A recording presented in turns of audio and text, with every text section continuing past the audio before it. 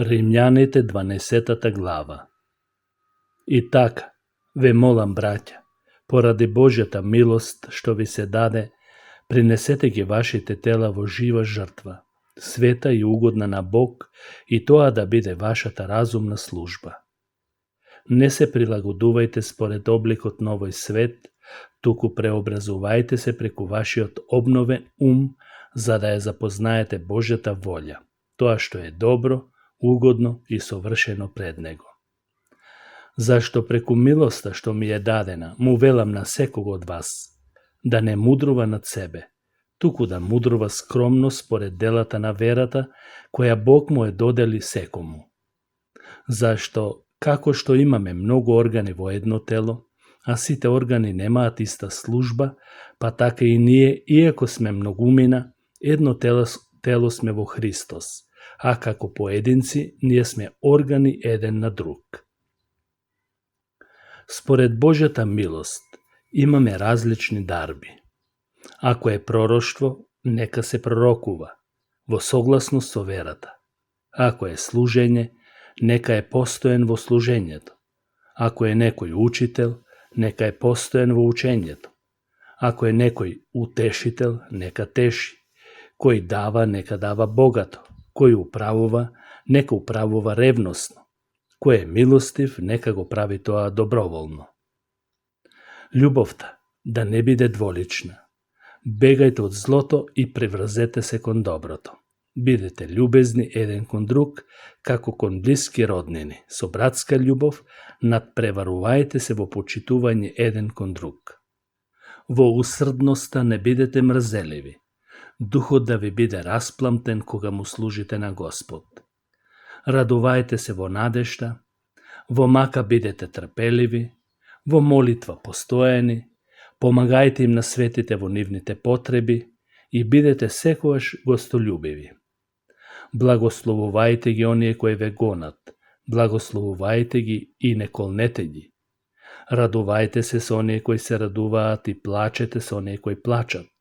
Бидете помеѓу себе едномислени и не го оддавајте умот на високи нешта, туку бидете скромни и не мислете за себе дека сте мудри. Никому да не враќате зло за зло, туку размислувајте за тоа што е добро пред сите луѓе. Иако е можно, доколку зависи тоа од вас, живеете во мир со сите луѓе. Возлюбени, немојте да се одмаздувате, туку дајте му место на Божјиот гнев, бидејќи е напишано: одмаздата е моја, јас ќе отплатам, зборува Господ. Туку, ако е гладен твојот непријател, нахрани го, ако е жеден, напој го, така правејќи ќе му натрупаш жар на неговата глава. Не допуштај да те победи злото, туку победи го злото со добро. 13 глава од Римјаните. Секој човек да им се покорува на властите кои се над него. Зашто не постои власт која што не е од Бог, и колку што ги има властите, тие се од Бог поставени. Зато кој им се противи на властите, се противи на Божјата наредба, а кои се противат, ќе си навлечат осуда врз себе. Зашто управниците не им причинуваат страф на добротворците, туку на злосторниците. А ти, сакаш ли да не се плашиш од власта? Прави добро, ќе добиеш и пофалба од неа. Зашто управникот е Божи слуга за твое добро, но ако правиш зло, имај страф, бидејќи тој не го носи напразно својот меч, зашто е Божи слуга и му ја отплаќа за слугата со гнев на оној кој прави зло. Зато е неопходно да сте послушни, не само поради страфот гнев, туку и поради совеста. Зато и даноци плаќате. Управниците се Божи слуги кои постојано се занимаваат со таа должност. Вашите долгови не ги оставајте неплатени.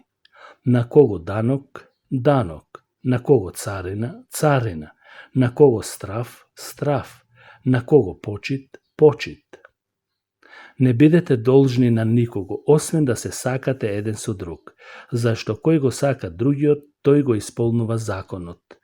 Сите заповеди: не прави прелюба, не убивај, не кради, не посакувај и било која друга заповед се вклучени во овие зборови.